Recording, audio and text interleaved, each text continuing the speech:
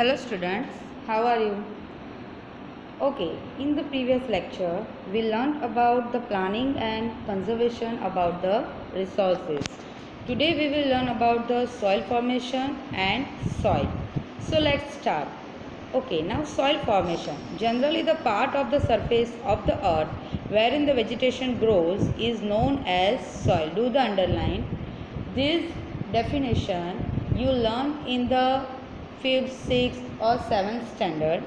Okay, generally the part of the surface, जो surface है हमारा अर्थ का, उसके पार्ट को जहाँ पे वेजिटेशन ग्रो करता है, vegetation means vegetable, fruit, serial, pulses, plants, trees etcetera, जहाँ पे ये ग्रो करता है वो सरफेस को कहते हैं soil. The soil is a thin layer composed of various elements on the surface of the earth. Minerals, humidity, humus and air are mixed up in it. Now listen to me carefully. Soil किससे बना हुआ होता है? तो soil का जो thin layer है वो अलग अलग एलिमेंट्स से बना हुआ होता है. उसमें मिनरल्स होते हैं, ह्यूमिडिटी होती है, ह्यूमस होते हैं, एयर होती है, ठीक है, वाटर भी होता है. The parental rocks lie below the soil. Soil is formed due to material available through the denudation, biotic remnants, humidity and air get mixed up with it. जो मटेरियल अवेलेबल है after the denudation of the parental rock, जो parental rock है उसका जो denudation होता है उसके साथ biotic remnants means what, then the dry leaves, okay, insects, they are included in it. Then after humidity and air, all the things are mixed up with the soil, उससे ही soil बनता है. In the other words, the soil is a natural mixture of minerals. Do the underline. The soil is a natural mixture of minerals, biotic elements which have the capacity to grow and develop vegetation. Means soil क्या है, तो वो natural mixture है. किसका? तो minerals में सब आ गया, potassium, nitrate, these all the things are included. Okay, phosphorus, they are called minerals. Then biotic elements, उसमें सब आ गया ऐसी थिंग्स, फॉर एग्जांपल फ्रूट्स के पील्स है, then skin of the fruits, then after dry leaves, dry roots, okay, then insects, okay, dead animals, ये सब आ गए.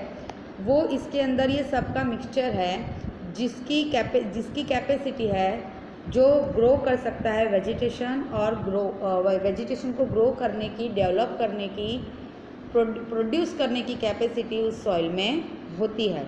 ना सॉइल, अभी जो डेफिनेशन में अंडरलाइन कराऊंगी, that you have to write down in the examination. The uppermost layer of the crust of the earth is called soil, which contains minerals and biotic elements necessary for the growth and development of vegetation. Now listen to me carefully, underline this one, that the uppermost layer of the crust of the earth, जो अर्थ का crust है उसका uppermost layer soil कहा जाता है, जिसके अंदर minerals and biotic elements होते हैं, मिक्सचर होता है उसका, जो बहुत ही ज़्यादा एसेंशियल है, ज़रूरी है for the growth and development of the vegetation. This is called the soil. You have to write down this definition in the examination, because if you think that, अगर आप ऐसा सोच रहे हो कि there is no one line answer in the examination, one line answer नहीं होता है 1 मार्क का, ऐसा अगर आप सोच रहे हैं, then you are wrong. Because in 2 marks question or in 3 marks question they can ask the definitions of 3. For example, if there is the question of 3 marks, then they will ask you to answer the 3 definitions. वो आपको 3 definitions दे देंगे जिसको आपको answer करना है, ठीक है. Each and every definition will be of 1 mark, ठीक है, वो 1 मार्क का होगा. सो इस तरीके से वो 1 मार्क के क्वेश्चन आपको पूछ सकते हैं. So you have to write it down and learn it properly. Now next, although their proportion is not the same everywhere, the soil is the layer or the surface of matter formed due to the mixture of scattered material of the parental rocks and vegetation. Now listen, जैसे कि यहाँ पे लिखा है जो proportion है biotic elements and minerals का जो प्रपोर्शन है वो हर एक प्लेस पे हर एक सॉइल में एक जैसा नहीं होता है। जैसे जैसे प्लेस बदलती है वैसे वैसे उसका प्रपोर्शन बदलता है, ठीक है।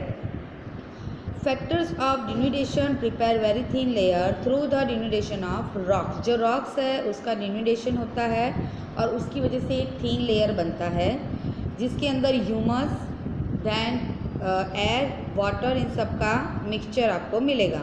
The humus form due to the disintegration और डिके ऑफ वेजिटेशन और insects is added to this. जैसे कि मैंने आपको बताया कि जो भी बायोटिक एलिमेंट्स है उसमें ये सब आते हैं, वेजिटेशन एंड इंसेक्ट्स, ठीक है। डीके ऑफ वेजिटेशन और इंसेक्ट्स मतलब उनका मृत शरीर। अगर हम लोग इसकी बात करें इंसेक्ट्स की या एनिमल्स की, तो उनका मृत शरीर अगर वो मर गए हैं तो वो भी अंदर, अगर आपने सुना होगा तो इसकी वजह से ही जो सॉइल है उसमें फर्टिलिटी बढ़ती है। Okay, the humus form due to the disintegration और डिके ऑफ द वेजिटेशन और insects is added to this biotic elements play an important role in the development of vegetation. ये जो बायोटिक एलिमेंट्स वाला minerals वाला जो fertile है उसी की वजह से जो वेजिटेशन है वो अच्छी तरीके से ग्रो करता है। फॉर एग्ज़ाम्पल अगर आपको पता होगा तो जो गोबर गैस प्लांट है उसके अंदर जो फार्मर्स है they added the dry leaves, okay, then the urine and waste of the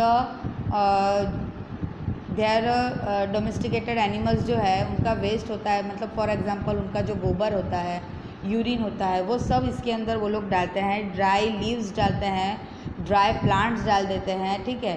फिर अगर घर की बात करें तो आप लोग चाय पीते ही होंगे, तो जो चाय पत्ती होती है वो भी इसमें इंक्लूड कर सकते हैं। अगर आपको पता होगा, तो नहीं पता तो मैं बता दूं कि जो रोज़ प्लांट है ना, रोज़ प्लांट के लिए जो मरा हुआ रैट है वो भी वो लोग अंदर डालते हैं जिससे कि वो फर्टाइल हो जाता है। ये हंसने की बात है, आपको शायद हंसी आएगी भी, लेकिन this is the true thing, ठीक है। जो मरे हुए उंदर है, मतलब ये सब ऐसी चीज़ें हैं, ये ऐसे एनिमल्स हैं, इंसेक्ट्स हैं जो अंदर उसके ऊपर क्या होता है, तो जो इंसेक्ट्स है उसको खाते हैं और उसकी वजह से वो मिट्टी के साथ मिलकर, क्ले के साथ मिलकर वो फर्टाइलिटी में वो फर्टाइल हो जाते हैं, कन्वर्ट हो जाते हैं, ठीक है। तो ये सब क्या है, तो वेजिटेशन को ग्रो करने के लिए एक अच्छा फर्टाइल प्रिपेयर होता है और अच्छा फर्टाइल प्रिपेयर करते हैं। नेक्स्ट है the climatic impact in the duration of soil formation is so important and widespread that the soil form of different types of rocks in that region over a long time is the same. So the soil formed out of the same parental rocks under different climatic influence is different. Soils are classified on the basis of their color, climate, parental rocks, structure, humus, etc. Now I want to tell you one thing that जैसे जैसे places change होते हैं वैसे वैसे soil भी change होता है और उसकी वजह से वेजिटेशन पे भी उसका अफेक्ट होता है।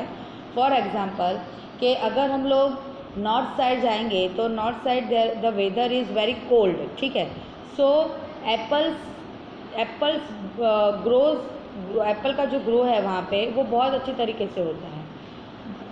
Now if we talk about the Gujarat, then the weather of Gujarat is little hot. So the mangoes we can grow the mangoes here. Chiku, the soil of the Valsad, proper Valsad is very famous for the chiku wadi, ठीक है। तो वहाँ पे चिकू अच्छी तरीके से grow कर सकते हैं। In the south side the rice वहाँ पे ज़्यादा होते हैं, ओके, क्योंकि राइस के लिए जो सॉइल ज़रूरी है वो आपको साउथ में मिलेगा। Punjab is known as the wheat bowl of the India, ठीक है, because the soil of the Punjab is very good for the crop means wheat crop, okay, wheat crop के लिए पंजाब का soil बहुत ही अच्छा रहता है। it is very suitable soil, ठीक है। the soil of the Punjab is very suitable for the wheat crop, that's why the wheat grows in very much quantity in Punjab, that's why it known as the wheat bowl of India, ठीक है। तो ऐसे ऐसे जैसे जैसे places change होते हैं, for example the another soil is Assam, ठीक है। असम का जो सॉइल है, तो Assam soil and weather both the things are suitable for the tea plantation, ठीक है। तो जो टी होती है, चाय मतलब कि टी कॉफ़ी, वो वहाँ पे अच्छी तरीके से हम लोग ग्रो कर सकते हैं because of the weather is suitable for the tea and the soil is also suitable for the tea. तो जैसे जैसे वेदर चेंज होता है वैसे वैसे सॉइल के फॉर्मेशन में भी चेंजेस आते हैं, and because of that the crops taken by the farmers are different, ठीक है। पंजाब में अलग होगा, जम्मू एंड कश्मीर में एप्पल्स मिलेंगे, यहाँ पे मैंगोज़ मिलेंगे, राइस मिलेगा, ज्वार बाजरा राजस्थान में भी मिलता है। Okay, so the different weather, different soil formation, and because of that different vegetables we can see in the India and just like that in the world also. Now जो soils है उनको classify किया गया है, किसके कौन से basis पे वो क्लासीफाई किया जाता है, then the colour, climate, parental rocks, structure, humus etcetera. So we will see the types of soil. So recently Indian Council of Agricultural Research ICAR has divided the soils of India into 8 types. Do the underline or do the circle on 8. Okay, ICAR, do the line, because in 1 mark or in 1 word answer they can question you the full form of ICAR. Don't forget the full form of ICAR, that is Indian Council of Agricultural Research. ठीक है, ये board में पूछते हैं.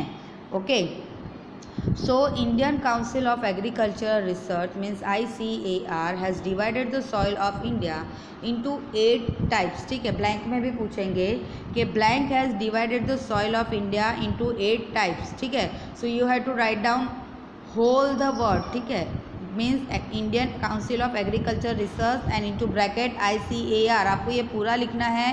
There after you can get 1 mark, otherwise they can give you, if you write down only ICAR then they can give you the half mark. Okay, उनके हाथ में है कि वो आपको हाफ मार्क काट डाले. But if you write down the Indian Council of Agriculture Research, अगर आप इतना लिखते हो and you will not write the ICAR then it's okay, but Indian Council of Agriculture Research ये तो लिखना ही है. ओके, तो उन्होंने 8 टाइप्स में उसको डिवाइड किया है.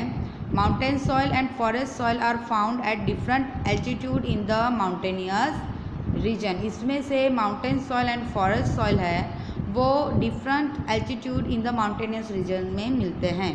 तो 8 टाइप्स कौन सा है? Alluvial soil, red soil, black soil, laterite soil, desert soil, mountain soil, forest soil, marshy और पिटी सॉइल. इसमें से आपको ऐसा नहीं है कि इसमें जो नंबरिंग दिया है आपको उसी तरीके से लिखना है. First of all you can write red soil and black soil because it is easy to remember and easy to understand. Okay, thereafter desert soil, mountain soil and forest soil. 5 तो आपके हो गए. Okay, कौन से? Red, black, desert, mountain and forest.